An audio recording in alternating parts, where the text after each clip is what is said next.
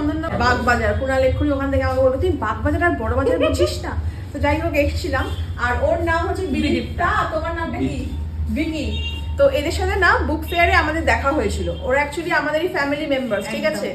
তো আমরা একটা রায়কো জুয়েলার্সে এসেছিলাম, যেই বেরিয়েছি সঙ্গে সঙ্গে একদম ক্যাপচার করে নিয়েছে, দিদি দাদা চলো তোমাদের বলেছিলাম একদম। আজকে তো কোনোভাবেই ছাড়ার কোনো পজিশনই ছিল না। আর সবথেকে খারাপ লাগছে এমনই দিনে ডাকলাম দিদি কিচ্ছু খাবে না, তবুও যেইটুকুনি আমি পেরেছি আমার দিক থেকে আমি বললাম তুমি এক কাপ চা দাও, আমি একদম আনন্দ করে খাবো, খুব ভালো লাগছে। তো thank you so much Bidipta, Biki. Thank you দাদা।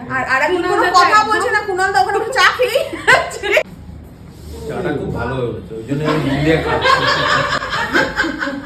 এটা ভালো ছিল। আর কুণালের পেছনে ব্যাকগ্রাউন্ডটা কি ভালো লাগছে, দারুণ লাগছে না? স্টার না, হলিউড স্টার, যেখানে যাও একেই বলে প্রপার ব্রাহ্মণ, খায় আবার ছাড়া বেঁধে নিয়ে যায়। একদম না। আর তোরটা তুই পাবি না, আমি হ্যাঁ সবাই জানি যে তুই আমারটাও খেয়ে চললাম, নিস। টাটা, তুই চলে আসিস। বিকি টাটা, খুব ভালো লাগলো, থ্যাংক ইউ ফর দ্য টি। আর একদম টাইম নিয়ে একবার আসবে প্লিজ। আচ্ছা আসবো, ওই তো কুণালদাকে পাঠিয়ে দেবো হেয়ার কাট করতে। তুমিও আসবে। আচ্ছা আসবো। দারুণ সুন্দর ডেকোরেশন, কিন্তু দেখো কি সুন্দর, মানে হেয়ার ড্রায়ারটাকে এত সুন্দর, মানে এটাকে আর্টে করেছে না, খুব ভালো লাগছে, খুব সুন্দর। একবার গ্লিমস দিই, তোমরাও এসো এখানে। কোন জায়গাটা এটা? রায়কো জুয়েলার্স। রায়কো জুয়েলার্স।